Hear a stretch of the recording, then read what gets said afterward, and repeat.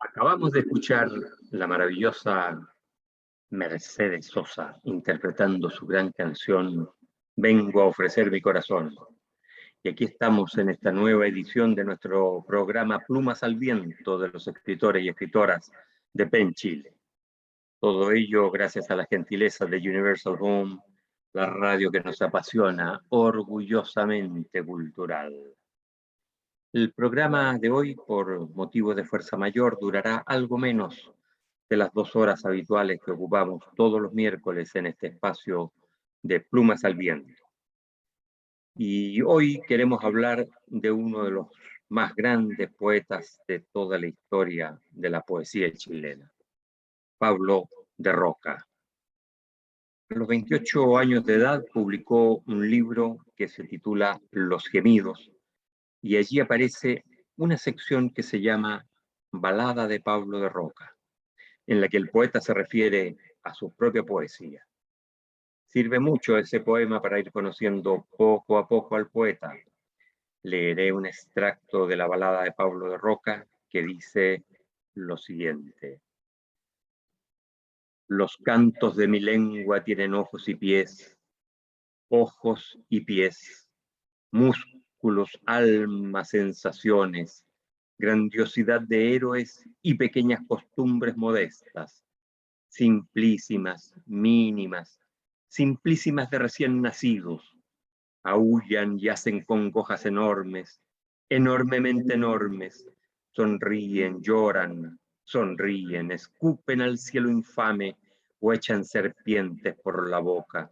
Obran lo mismo que gentes o pájaros, dignifican el reino animal, el reino vegetal, el reino mineral y son bestias de mármol, bestias cuya sangre ardiendo y triste, asciende a ellos desde las entrañas del globo y cuyo ser poliédrico, múltiple, simultáneo, está en los 500 horizontes geográficos.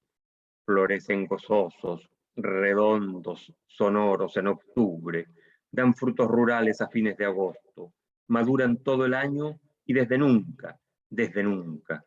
Anarquistas, estridentes, impávidos, crean un individuo y una gigantesca realidad nueva, algo que algo que antes no estaba en la Tierra, prolongan mi anatomía terrible hacia lo absoluto, aún existiendo independientemente.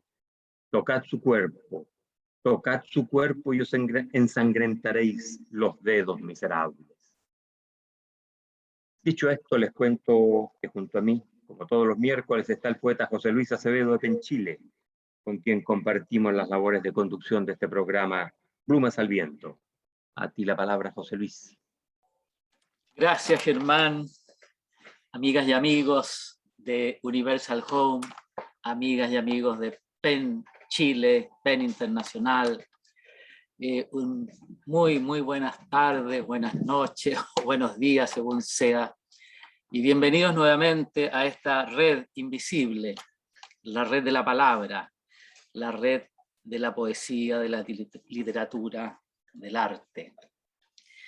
El programa de hoy, como ya anunciaba Germán, lo estamos dedicando a Pablo de Roca, uno de los 4 grandes. Yo no diría, nadie es posible que tenga la capacidad de definir quién es el más grande, pero sin duda uno de los más grandes poetas chilenos,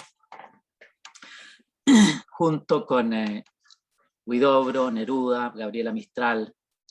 Pablo de Roca comparte la primera mitad del siglo XX con todos ellos y la comparte intensamente. Huidobro fallece el 48, Mistral el 58 y de Roca el 68. Cada 10 años Chile fue perdiendo estas maravillosas voces. Y en 1973, como sabemos, Pablo Neruda termina sus días en Isla Negra. Pablo de Roca, al igual que los otros 3 grandes poetas, fue un poeta protagonista, observante y apasionado de los grandes temas de su tiempo, las grandes demandas sociales, las dos guerras mundiales, la guerra civil española y por supuesto los avatares de la ya masificada vida política chilena. Imposible abarcar en un solo programa cada uno de ellos. Simplemente por ahora diré unas líneas de los primeros textos de Pablo de Roca hacia 1916. Los sofismas universales, las cósmicas, subterráneas leyes dinámicas me rigen. Mi canción natural, polifónica, se abre al más allá del espíritu. La ancha belleza subconsciente, trágica, matemática, fúnebre, guía mis pasos en la oscura claridad. Cruzo las épocas cantando como en un gran sueño deforme. Mi verdad es la verdadera verdad, el corazón orquestal, musical, orquestal, dionisíaco, flota en la augusta, perfecta, la exima resonancia unánime. Ese es el tono con que comienza Pablo de Roca. Gracias, Germán. Muchas gracias, José Luis, por esa introducción y por esos versos que hay que decir fueron escritos por Pablo de Roca cuando él tenía 22 años. Es de una gran potencia esos versos. Vamos ahora a un corte publicitario musical, recordándoles a todos y todas quienes nos están escuchando que nos pueden seguir en Instagram. Búsquenos allí como Penchile Oficial. Escucharemos después la canción Dale alegría a mi corazón, interpretada por la gran Mercedes Sosa. Espérenos, que ya volvemos.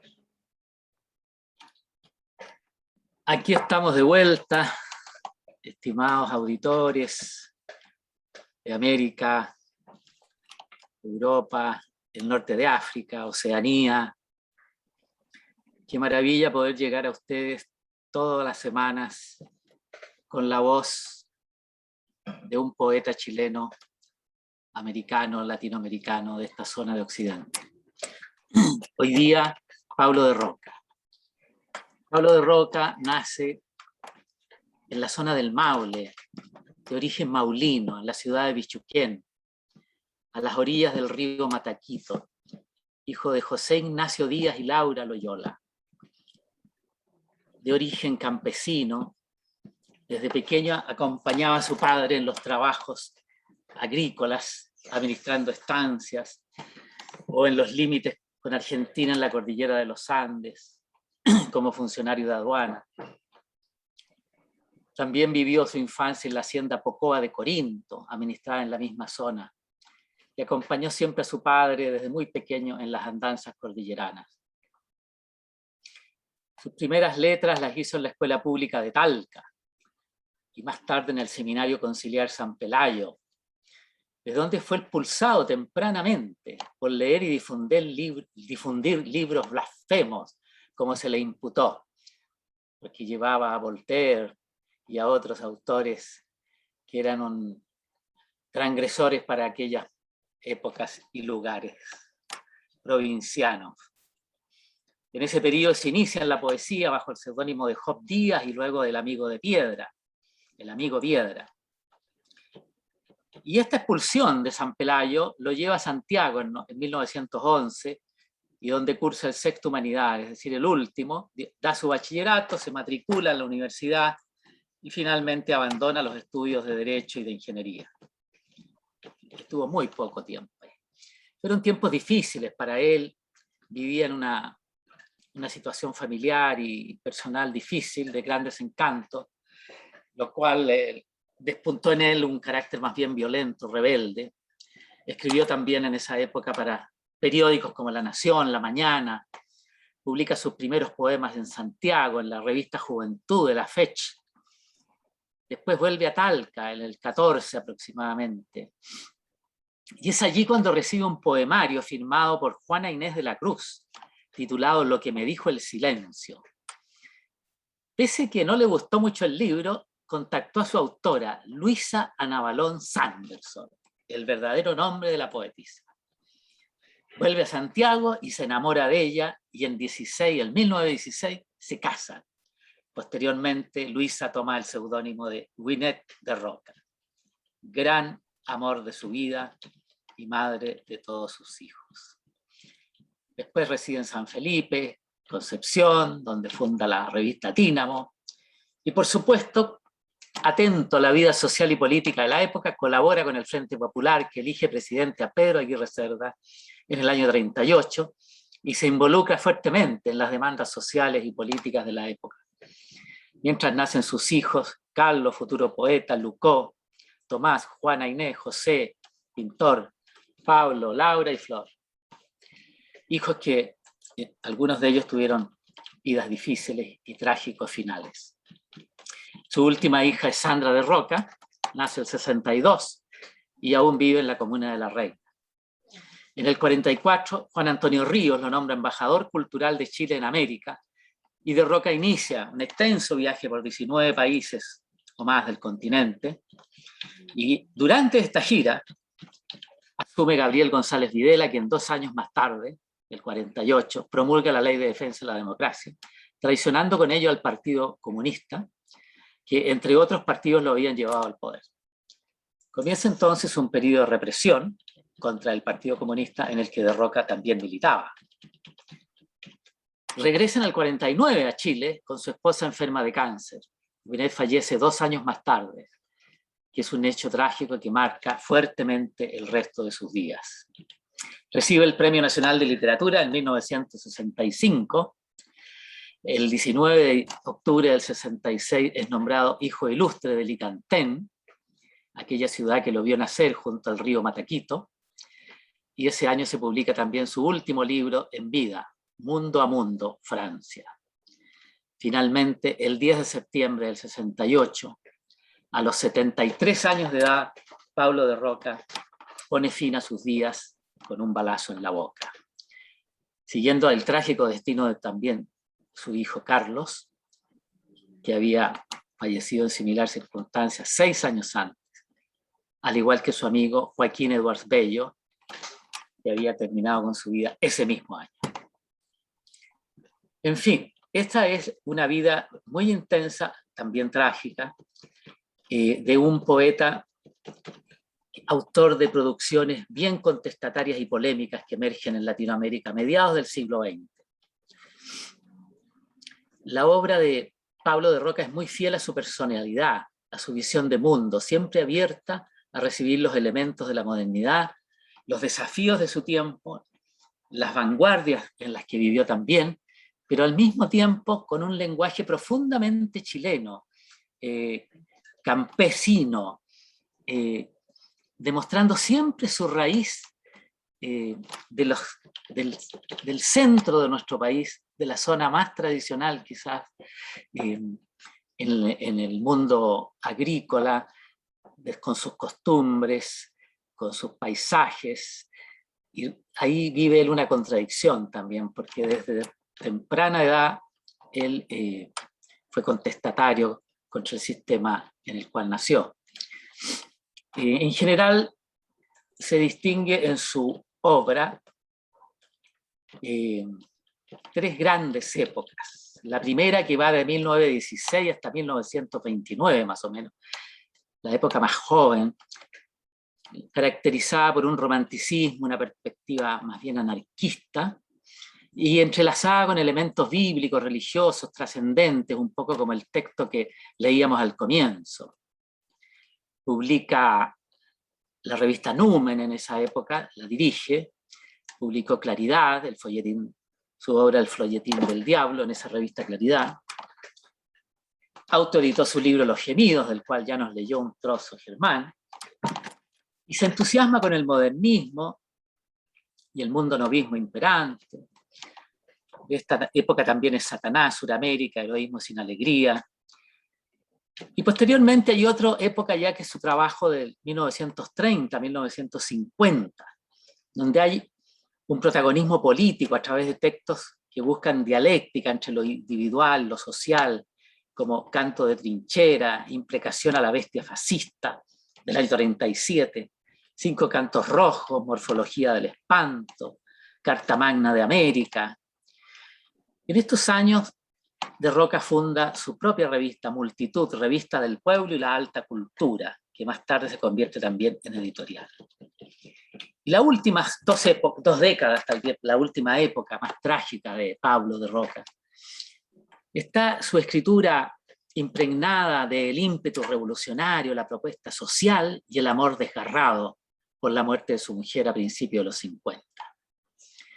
Y ese gran duelo lo refleja claramente en el libro Fuego Negro de 1953. En esta época también es conocida la rivalidad con Pablo Neruda, que agudiza con la publicación de Neruda y yo en el año 55, en que De Roca califica al Parralino de artista burgués y lo acusa de plagio. Después continúa esta misma polémica con la publicación de Genio del Pueblo, etc.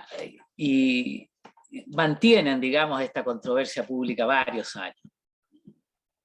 El año 61, finalmente, publica Cero de Invierno, libro en que aparece Canto del Macho Anciano, donde ya se impregna de una nostalgia y de una tristeza infinita por el mundo, por la sociedad, pero sobre todo su propio estado interno. El año 67, el que sería su último libro, Mundo Mundo, es publicado. Bueno, esta es una síntesis muy apretada de nuestro Pablo de Roca. Y para terminar esta presentación inicial, como siempre, nada más ni nada menos que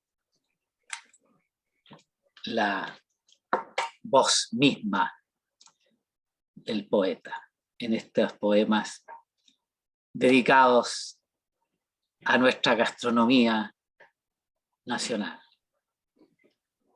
Hermoso como vacuno joven es el canto de las ranas guisadas de entre perdices. La alta manta doña Iguana es más preciosa que la pierna de la señora más preciosa. Lo más precioso que existe para embarcarse en un curanto bien servido. El camarón del Huasco es rico, chorreando vino y sentimiento, como el choro de miel que se cosecha entre mujeres, entre cochayullos de Oceánica, entre laureles y vihuelas de Talcahuano por el jugo de limón otoñal de los siglos, o como la olorosa empanada colchagüina que agranda de caldo la garganta y clama, de horno floreciendo los rodeos flor de durazno. ¿Y qué me dicen ustedes de un costillar de chancho con ajo, picantísimo asado en asador de maqui en junio a las riberas del Peumo, la Patagua, o el boldo que resume en la atmósfera dramática del atardecer lluvioso de Quirigüe o de Cauquenes, o de la guañaca en caldo de ganso completamente talquino, o licantenino de parentela? Hasta ahí este trozo de la gastronomía poética descrita por Pablo de Roca. Muchas gracias. A ti la palabra, Germán. Muchas gracias, José Luis. Yo quisiera ahora referirme a un aspecto de la biografía de Pablo de Roca que tú ya anunciabas, ¿no? Y que dice relación con el grado de conflictualidad con el mundo que lo rodeaba. Sus libros y sus diatribas contra otros poetas del mundo cultural chileno iban de la mano. Expresaba en paralelo una creación literaria extraordinaria junto al desarrollo de una contracultura del país que él habitaba. Era como si amase estar siempre en la oposición. Eso lo llevó a que fuese amado por sus amigos y, a decir verdad, tuvo pocos discípulos, y odiado por sus enemigos poéticos y políticos. Ya comentábamos en un programa pasado que la poesía de Roca era violenta, apasionada, épica. Y por esa manera de ser suya es que explota su confrontación pública con otros grandes de la poesía chilena, como Neruda y Huidobro. Y precisamente esa manera de ser tan ácida le valió tener problemas de relación con el mundo que se movía en el ámbito de la cultura en Chile. De Roca escribió 42 libros de poesía y de estética cultural, así como también muchísimos artículos en periódicos y revistas. Y sin embargo, su obra es poco conocida. Su obra ha sido sometida a escasa atención por parte de los críticos literarios. Sus libros, muchas veces autoeditados, son dificilísimos de encontrar. A partir de los años 90 recién comienzan a aparecer algunas antologías o reediciones de libros suyos. Es difícil encontrar especialistas en literatura que emitan juicios sustantivos sobre sus obras. El amigo Piedra es el título de una autobiografía suya, inconclusa, hay que decir, que permaneció inédita hasta 1990. Es decir, fue publicada 22 años después de su muerte. Muchos, incluido nosotros mismos en este programa, hablamos más bien de oídas sobre las obras de Pablo de Roca. Naín Nómez, el escritor chileno que tal vez con más seriedad ha abordado el análisis de la poética rockiana, dice lo siguiente a propósito de su autobiografía.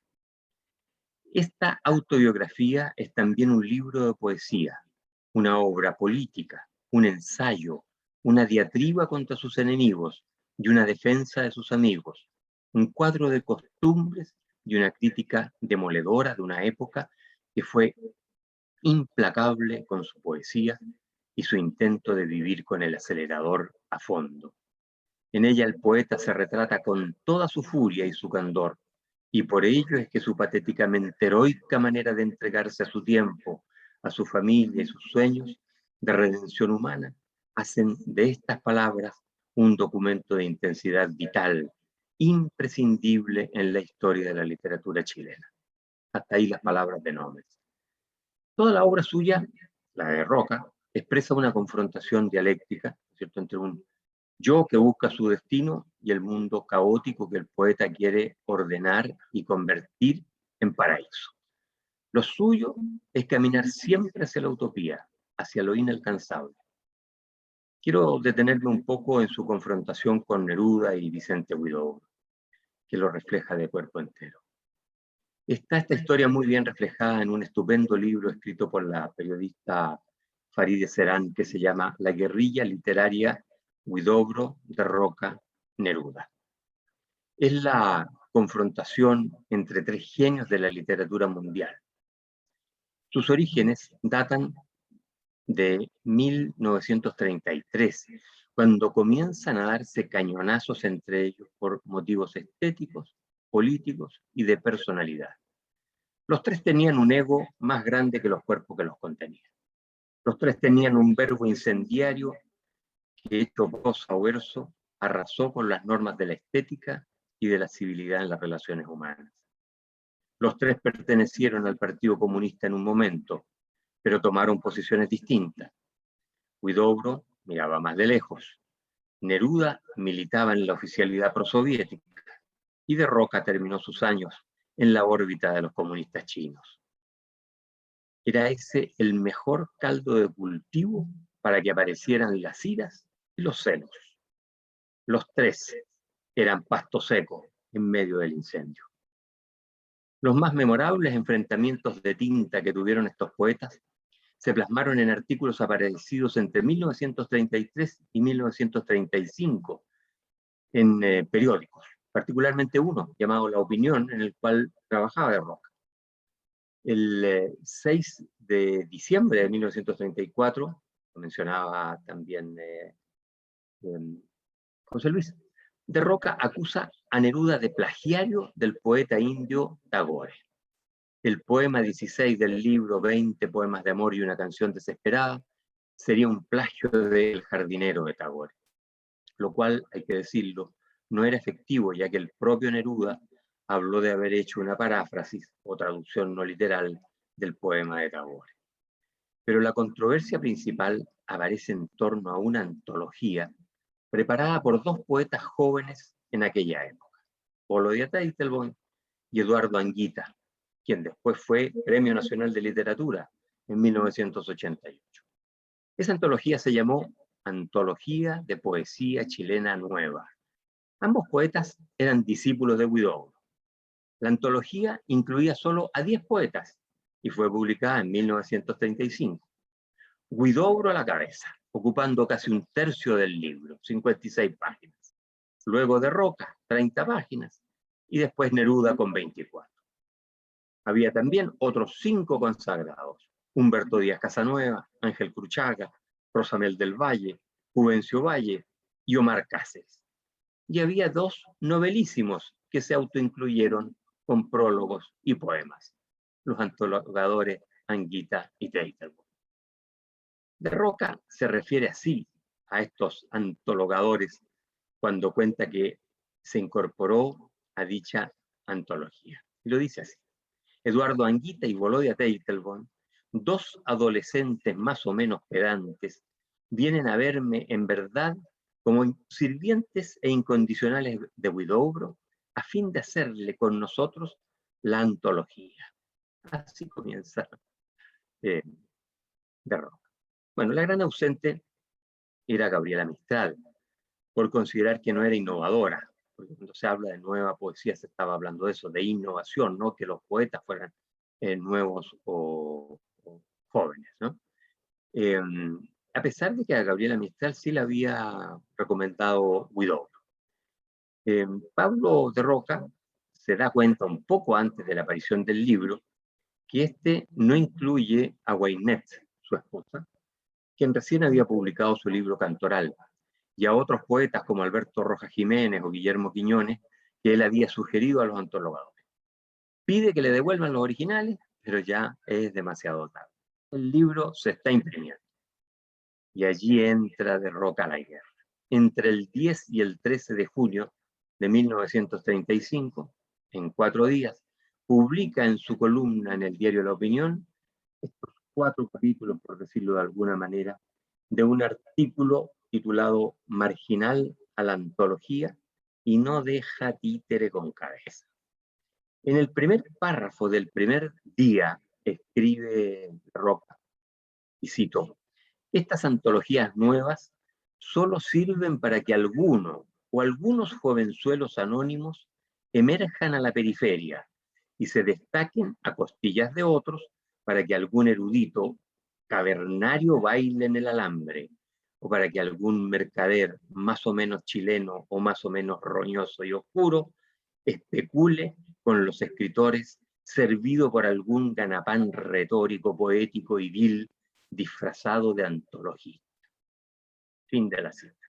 O sea, en un solo párrafo despedaza a Anguita y a Teitelbaum, a Lone, el crítico literario más influyente que se había manifestado muy en contra de la antología, a Helfman, que era el dueño de la empresa editora de la antología, y a Huidobro, quien aparece como el antologador disfrazado.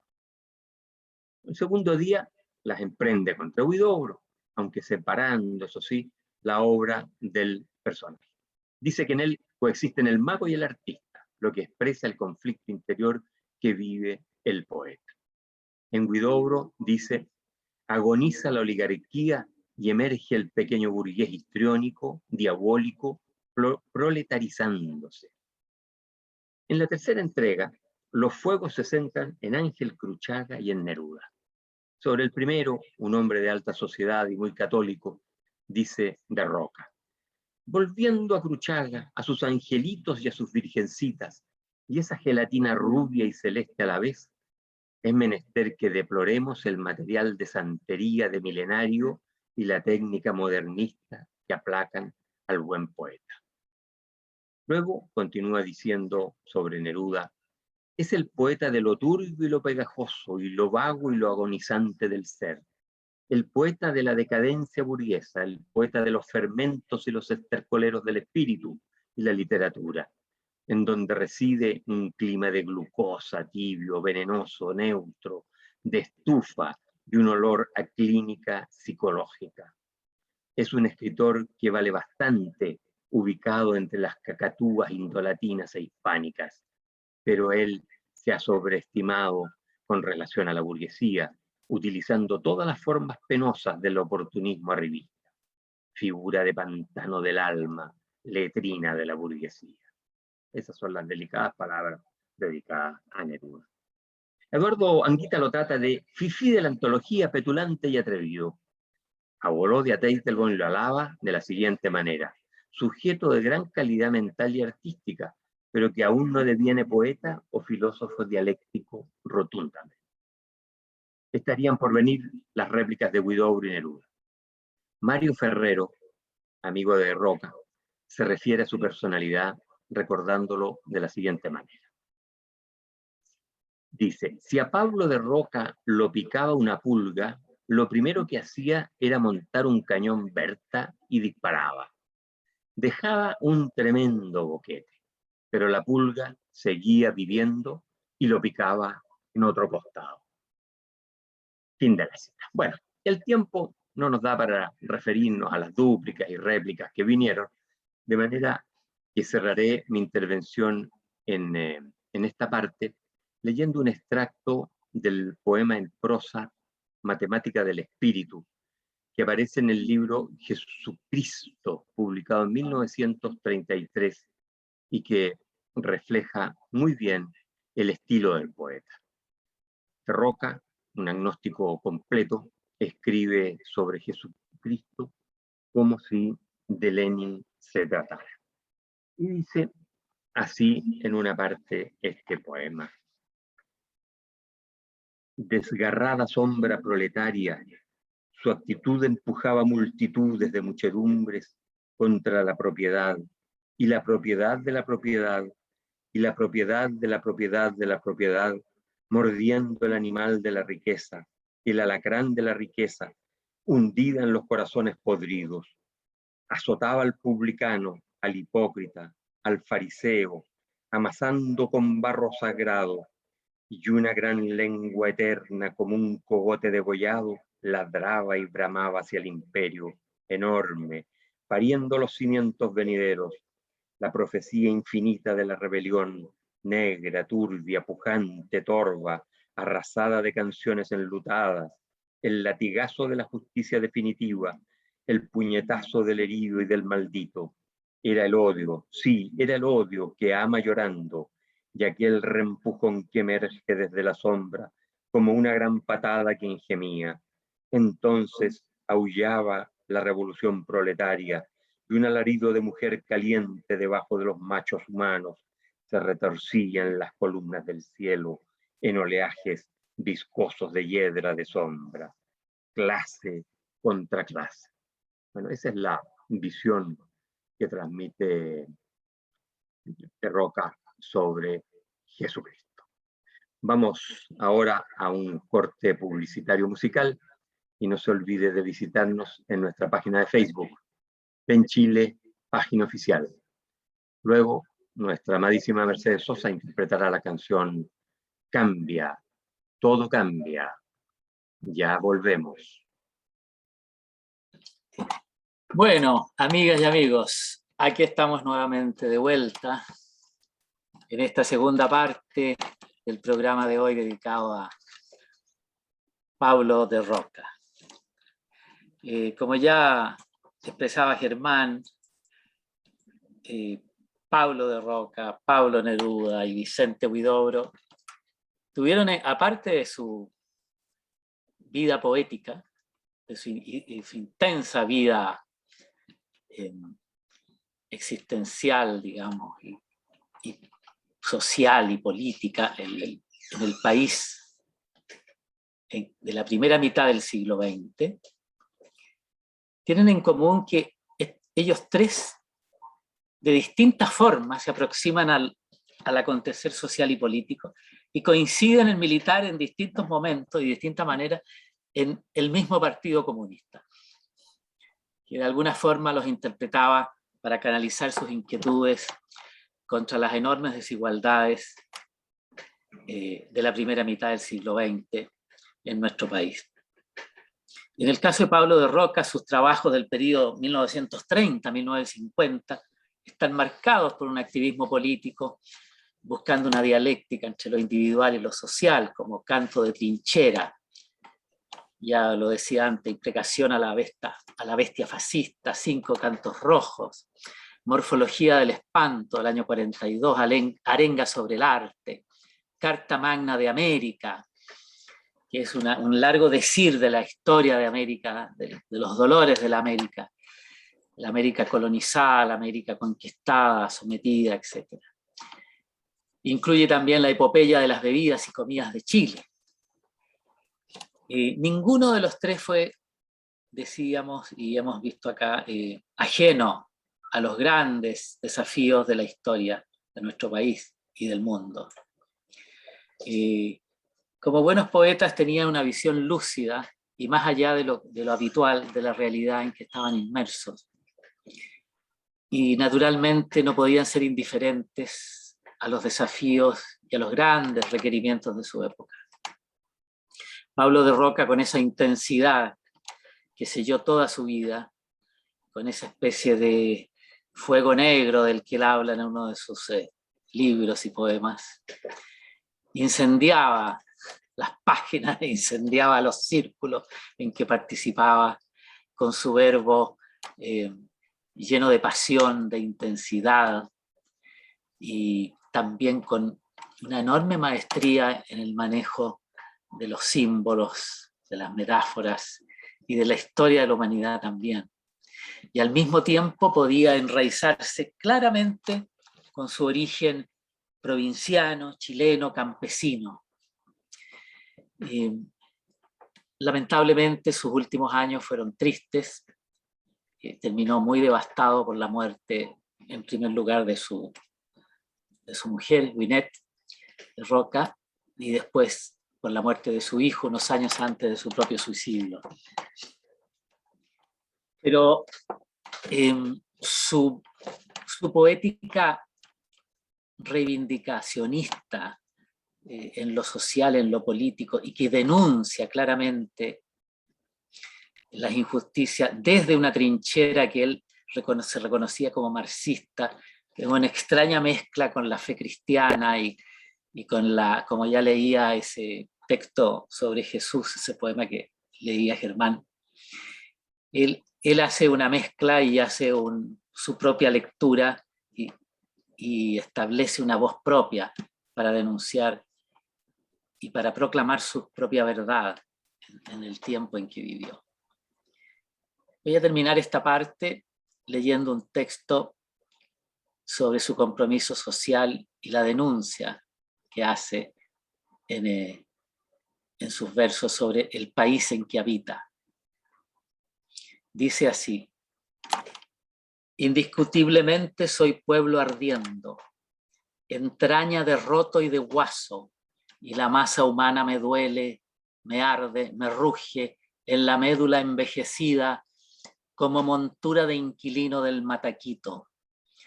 Por eso comprendo al proletariado no como pingajo de oportunidades bárbaras, sino como hijo y padre de esa gran fuerza concreta de todos los pueblos que empuja la historia con sudor heroico y terrible, sacando del arcano universal la felicidad del hombre, sacando del andrajo espigas y panales, los demonios enfurecidos con un pedazo de escopeta en el hocico, o el antiguo y eximio caimán de terror desencillándose, revolcándose, refocilándose entre escobas de fuego y muelas de piedra y auroras de hierro gasificado, piden que me fusilen y mis plagiarios que me ahorquen con un sapo de santo en el cogote. Luchando con endriagos y profetas emboscados en grandes verdades, con mártires de títeres hechos con zapatos viejos en material peligrosísimo y de pólvora, usados por debajo del cinturón reglamentario. Enfermó mi estupor cordillerano de civilización urbana.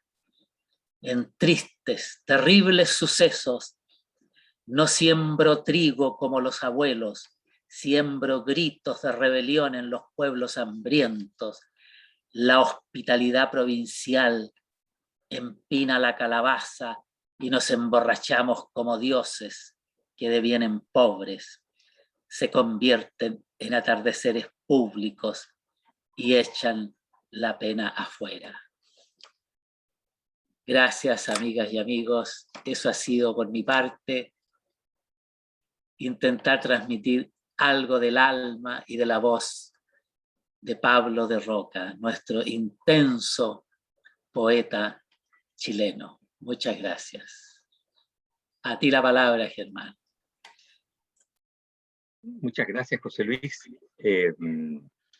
Yo que me quería colgar de tus últimas palabras también para recordar que Pablo de Roca, en el libro Morfología del Espanto, que fue publicado en 1942, se refiere a sí mismo en un poema muy largo titulado Demonio a caballo, y que refleja su estar en el mundo incómodo y desafiante, a contrapelo con la sociedad que le tocó vivir. Yo de este poema largo voy a leer solamente un extracto que dice así: por entre mundos, entre muertos, entre edades que destilan suerte y vientres de siglos, en verde aceite de eternidad amontonados, navego a 1000 estadios de mí y mí mismo solo.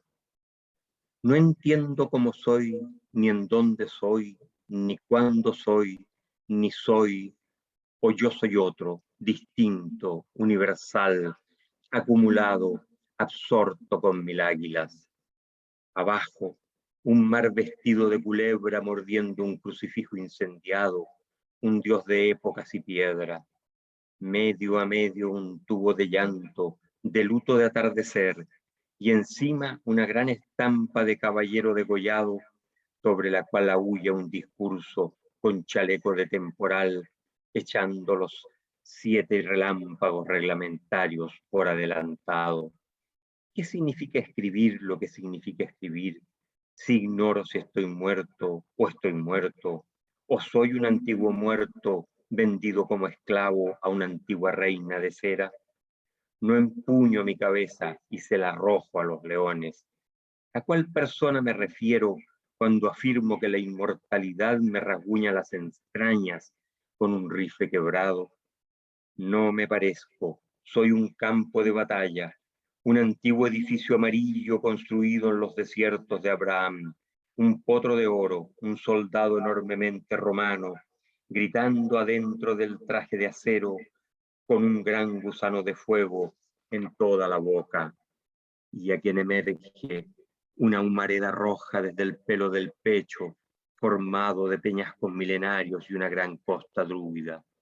Me siento y pienso un volcán de licor extinguido, un lagarto decapitado besando a una paloma de provincia, un león entre 2 banderas, por adentro de mí se aúllan los monos furiosos y las montañas recién paridas, un clamor gutural de animales, la bestia de Dios, tremenda y alucinada, huyendo de la catástrofe cósmica, y el orangután horriblemente triste porque deviene hombre.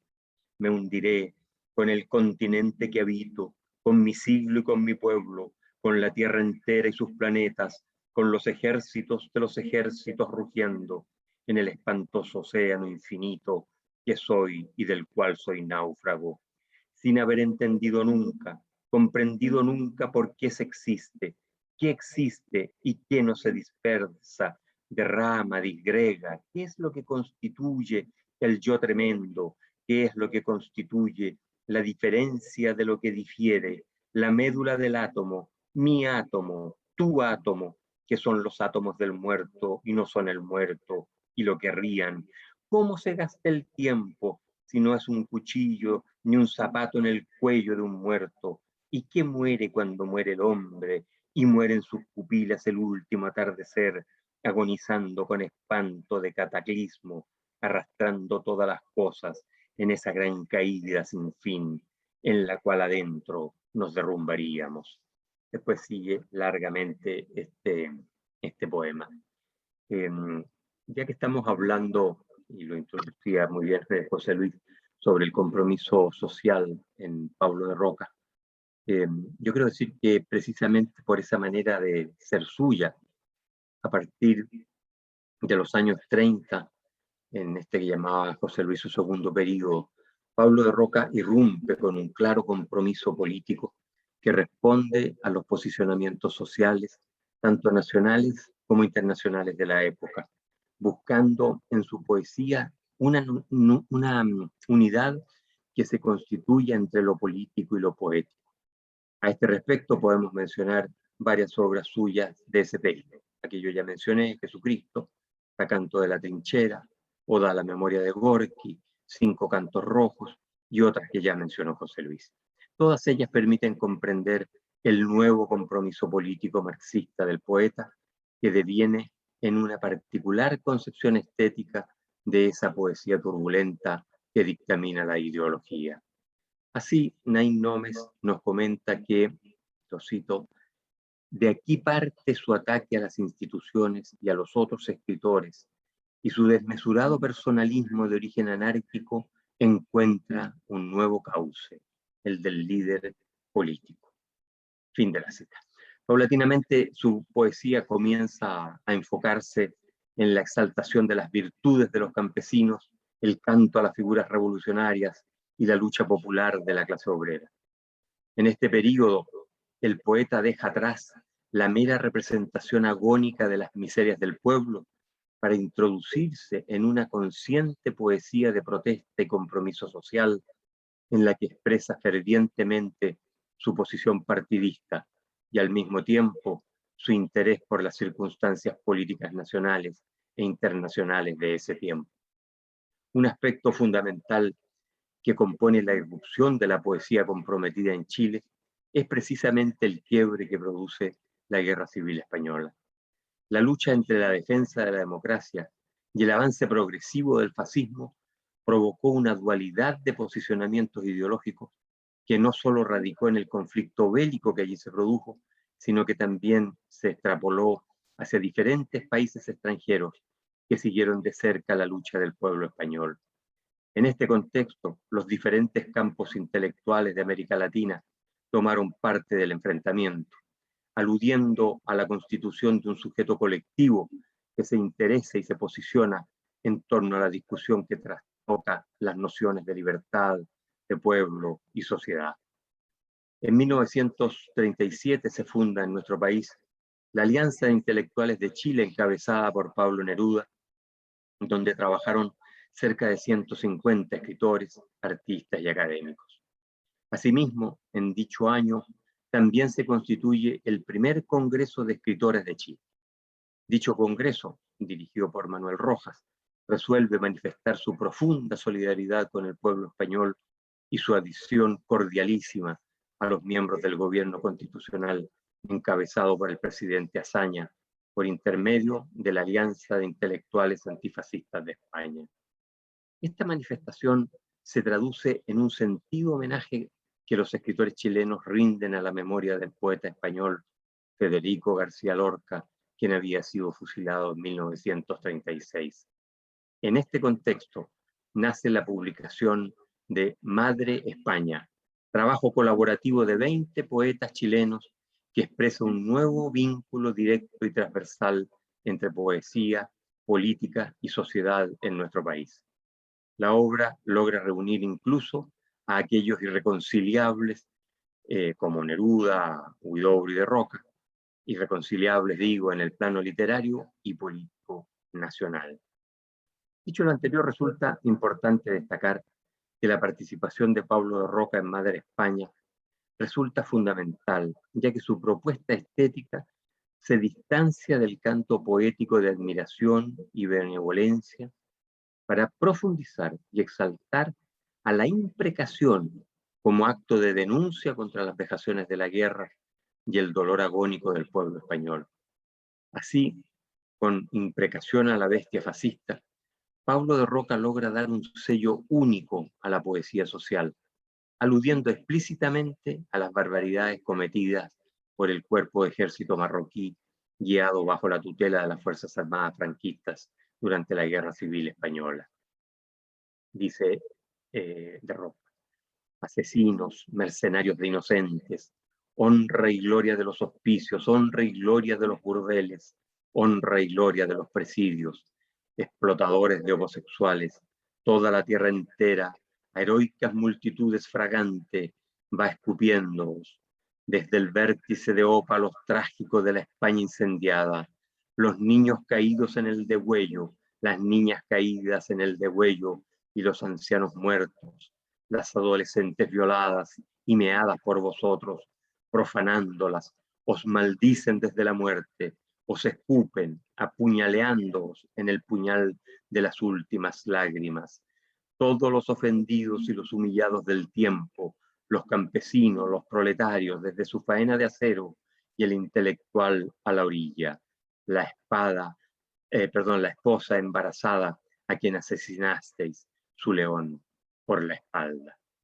Ese es un extracto muy breve del poema de Roca, Imprecación a la bestia fascista. En suma, bueno, la imprecación con que Pablo de Roca logra impregnar sus palabras indica cómo el poeta intenta dar voz y lugar a los desamparados de la guerra. El rol del intelectual para el poeta resulta fundamental. Sin embargo, sabe que las palabras sin sustento ideológico no combatirán al fascismo, si solo expresan desde el margen el dolor y no desde el real compromiso. En palabras del propio poeta, dice: pero yo empiezo a comprender que a nuestra conducta de intelectuales en rebelión le falta la masa social, la doctrina, la ideología, las médulas de Quevedo, y que hay tantas banderas como tragedias. Y más adelante nos dice: cuando vi rugir al pueblo, arder y crecer, gigante, frente a la pólvora, debajo de las patas de los soldados y de los caballos envilecidos, enfrentándose a las ametralladoras, y morir bramando, y morir luchando con los esbirros del tirano, comprendí la utilidad de la heroicidad literaria. Si no se arrojaba a la vía pública y empuñaba la palabra como un fusil, y el estilo como un puñal desnudo, como un puñal ardiendo. En este sentido, la poesía de Pablo de Roca ya no se limita a mantenerse en los márgenes que simplemente vislumbran el malestar de una clase o de un grupo sometido por el poder de unos pocos. La apuesta poética, que se sustenta bajo el verbo imprecar, pareciera converger directamente con la intención de lucha que el poeta incita a ejecutar contra el poder hegemónico, y además donde no solo narra los trágicos acontecimientos sucedidos en la Guerra Civil Española, sino que también expresa en sus versos toda la ira y el malestar que no puede enunciar la voz silenciada del doliente pueblo español.